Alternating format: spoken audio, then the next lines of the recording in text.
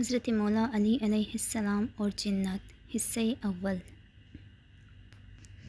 پیغمبر اکرم صلی اللہ علیہ وآلہ وسلم کے معجزات میں سے ہیں، جو ایک ایسی کہانی ہے جس کی بہت زیادہ خبریں موصول ہوئی ہیں، حتیٰ کہ سنی علماء نے بھی اسے اپنی کتابوں میں شامل کیا۔ ابن عباس رضی اللہ عنہما بیان کرتے ہیں کہ جب رسول اللہ صلی اللہ علیہ وآلہ وسلم قبل بنی مصطلق سے لڑنے کے لیے نکلے اور کچھ فاصلے طے کیا تو جب رات ہوئی تو اتار چڑھاؤ سے بھری ہوئی وادی کے قریب ایک جگہ پر اترے۔ جب رات ہو گئی تو جبرائیل علیہ السلام آپ صلی اللہ علیہ وآلہ وسلم پر نازل ہوئے اور آپ کو اطلاع دی کہ کافروں کی ایک جماعت جنات اس صحرا میں چھپے ہوئے ہیں اور آپ صلی اللہ علیہ وآلہ وسلم اور آپ کے ساتھیوں کے بارے میں برے خیالات رکھتے ہیں۔ چنانچہ رسول خدا صلی اللہ علیہ وآلہ وسلم نے امیر المومنین علیہ السلام کو بلایا اور فرمایا، اس وادی کی طرف جاؤ اور جنات کا ایک گروہ جو خدا کے دشمن ہیں تمہارے راستے میں نمودار ہوں گے اور ہمیں نقصان پہنچانے کا ارادہ کریں گے۔ آپ اور انہیں خدا کے خاص ناموں کی مدد سے دفع کرتے ہیں جو صرف آپ جانتے ہیں۔ پیغمبر علیہ السلام نے 100 مومنین کو علی علیہ السلام کے ساتھ بھیجا اور ان سے کہا، علی کے ساتھ رہو اور ان کے حکم کی پیروی کرو۔ پھر امیر المومنین علی علیہ السلام اس وادی کی طرف روانہ ہوئے۔ جیسے ہی وہ اس وادی کے کنارے پہنچا، اس نے اپنے ساتھ موجود 100 آدمیوں کو حکم دیا کہ وہ وہاں کھڑے ہو جائے اور جب تک وہ حکم نہ دے دے کچھ نہ کرے۔ پھر وہ آگے بڑھا اور اس گروہ کے فاصلے پہ تھا۔ جب وہ وادی سے نیچے چلے گئے تو تیز ہوا چلنے لگی، اس حد تک کہ ہوا کی رفتار سے گروہ زمین پر گر پڑا۔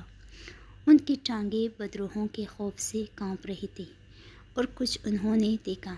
امیر المومنین علی علیہ السلام نے آواز دی، میں علی بن ابی طالب ہوں، عبد المطلب کا بیٹا اور رسول خدا صلی اللہ علیہ وآلہ وسلم کا جانشین، اور ان کے چچا زاد بھائی، ثابت قدم رہو۔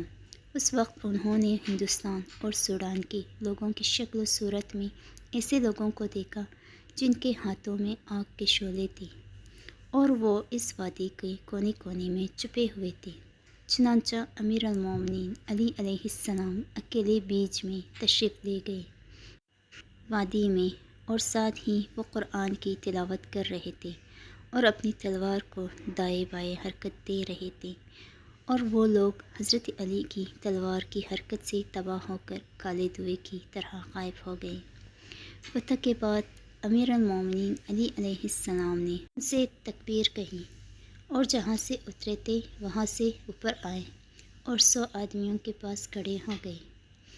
ان جنات کی ہلاکت کی وجہ سے ہوا دھوئے سے بھر گئی۔ چند لمحوں کے بعد ہوا صاف ہو گئی اور رسول اللہ صلی اللہ علیہ وآلہ وسلم کے اصحاب کی جماعت جو آپ صلی اللہ علیہ وآلہ وسلم کے ساتھ گئی تھی کہنے لگی، اے ابو الحسن، آپ نے کیا دیکھا؟ ہم جو خوف سے پناہ ہونے والے تھے اور آپ سلم کے لیے ہمارا خوف اس خوف سے زیادہ تھا جو ہمیں اپنے لیے تھا۔ حضرت علی علیہ السلام نے فرمایا، جیسے ہی میرے سامنے جنات نمودار ہوئے، میں نے ان کے درمیان خدا کے خاص ناموں کو بلند آواز میں پڑھا۔ اس وقت میں نے دیکھا کہ وہ خوف سے سکڑ گئے اور بھاگنے کی کوشش کی۔ جب میں ان کے درمیان تھا تو مجھے ذرا سا بھی خوف نہیں ہوا، اور اگر وہ اسی طرح قائم رہتے جیسے وہ شروع میں تھے تو میں ان میں سے ہر ایک کو قتل کر دیتا، اور یقیناً اللہ تعالیٰ نے ان کے شیطانی منصوبے کو ناکام بنا دیا اور مسلمانوں کو اس سے محفوظ رکھا۔ باقی جنات ہم سے پہلے رسول اللہ صلی اللہ علیہ وآلہ وسلم کے پاس گئے، توبہ کر کے مسلمان ہو گئے۔ ابن عباس رضی اللہ عنہما بیان کرتے ہیں کہ جب رسول اللہ صلی اللہ علیہ وآلہ وسلم جوفہ سے مکہ مکرمہ کی طرف روانہ ہوئے تو حدیبیہ میں صحابہ کرام رضی اللہ عنہم کا پانی ختم ہو گیا اور اس کی وجہ سے انہیں پیاس لگی۔ سپاہیوں کی پیاس کی چیخیں بلند ہوئی اور پانی کا کوئی نام و نشان تک نظر نہ آیا۔ رسول اللہ صلی اللہ علیہ وسلم نے فرمایا، لگتا ہے کہ اس درخت کے قریب ایک کنواں نظر آ رہا ہے، تم میں سے کون ہے جو فوج کے لیے اس کنویں سے پانی لے آئیں؟ ایک آدمی رضاکارانہ طور پر ایک گروہ کو کنویں تک لے گیا۔ جب وہ کنویں کے قریب درختوں کے کنارے پہنچے تو آگ کے شعلے نمودار ہوئے اور خوفناک آوازیں سنی گئیں۔ وہ لوگ خوف کے مارے پیچھے ہٹ گئے اور رسول اللہ صلی اللہ علیہ وسلم کو واقعہ